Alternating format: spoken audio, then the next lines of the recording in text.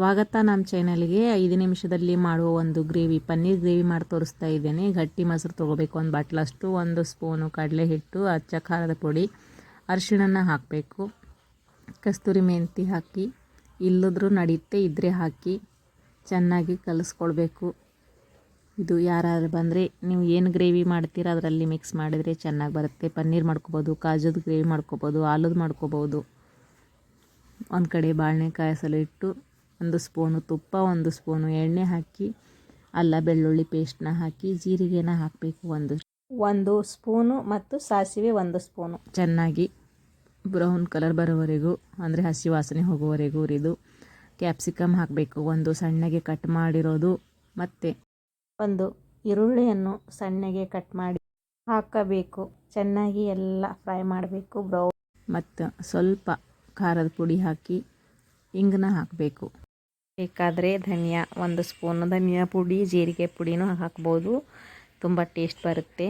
Kitchen king masala ಹಾಕಿ, ಇಲ್ಲ ನಿಂಬಲ್ಲಿರುವ ಮಸಾಲೆ ಕೂಡ ಹಾಕ್ಬೋದು, ಗರಂ ಮಸಾಲೆ. ಗ್ರೇವಿಗೆ ಏನೇನು ಬೇಕಾಗುತ್ತೋ ಎಲ್ಲ ಹಾಕಿ ತುಂಬ ಚೆನ್ನಾಗಿ ಟೇಸ್ಟ್ ಬರುತ್ತೆ. ಮತ್ತೀಗ ಮೊಸರಿನಿಂದ ಕಲಸಿರೋದಂಥ ಪೇಸ್ಟ್ ಮಾಡಿರೋದು ಹಾಕಿ ಚೆನ್ನಾಗಿ ಕಲಿಸ್ಕೊಳ್ಬೇಕು, ಎಲ್ಲ ಹಸಿ ವಾಸನೆ ಹೋಗುವವರೆಗೂ.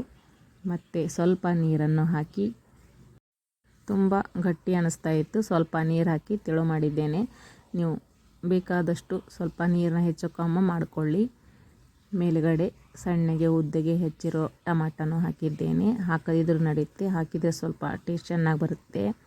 ಚೆನ್ನಾಗಿ ಎಲ್ಲ ಕಡೆ ಕಲಸಿ ಸಣ್ಣ ಉರಿಯಲ್ಲಿ ಒಂದು 20 ಮಿನಿಟ್ ಬಿಟ್ಟು ಮುಚ್ಚಿಡಬೇಕು. ಸ್ವಲ್ಪ ಉಪ್ಪು, ಅಂದರೆ ರುಚಿಗೆ ತಕ್ಕಷ್ಟು ಉಪ್ಪನ್ನ ಹಾಕಿ ಪನ್ನೀರನ್ನು ತುರಿದಿದ್ದು ಹಾಕ್ಬೋದು. ನೀವು ಸಣ್ಣಗೆ ಬೇಕಾದ ಸೈಜ್ ಕಟ್ ಮಾಡ್ಕೊಂಡಿರೋದು ಹಾಕ್ಬೋದು. ತುಪ್ಪದಲ್ಲಿ ಫ್ರೈ ಮಾಡಿ ಕೂಡ ಪನ್ನೀರನ್ನ ಹಾಕ್ಬೋದು. ಈ ಥರ ಪನ್ನೀರ್ ಮಸಾಲ ಗ್ರೇವಿ ತುಂಬ ಚೆನ್ನಾಗಿರುತ್ತೆ. ಇದು ಪೂರಿ, ಚಪಾತಿ, ತಂದೂರಿ ರೊಟ್ಟಿ ಎಲ್ಲಕ್ಕೂ ಚೆನ್ನಾಗಿರುತ್ತೆ. ಒಮ್ಮೆ ಟ್ರೈ ಮಾಡಿ ನೋಡಿ. ವಿಡಿಯೋ ಇಷ್ಟ ಆದರೆ ಲೈಕ್ ಮಾಡಿ, ಇನ್ನೊಬ್ಬರಿಗೂ ಶೇರ್ ಮಾಡಿ. ಇದೇ ಥರ ವಿಡಿಯೋಗಳಿಗಾಗಿ ಸಬ್ಸ್ಕ್ರೈಬ್ ಮಾಡಿ.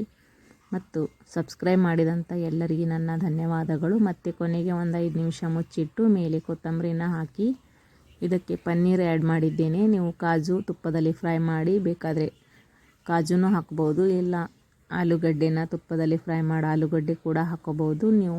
ನಾನು ಪನ್ನೀರ್ ಹಾಕಿದ್ದೇನೆ, ನೀವು ಏನು ಬೇಕಾದರೂ ಫ್ರೈ ಮಾಡಿ ಹಾಕಿದರೆ ಎದ್ರ ಗ್ರೇವಿ ಬೇಕೋ ಆ ಗ್ರೇವಿನ ಮಾಡ್ಕೋಬೋದು.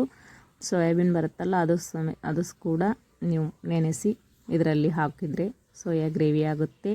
ನೋಡಿದ್ರಲ್ಲ ವಿಡಿಯೋ.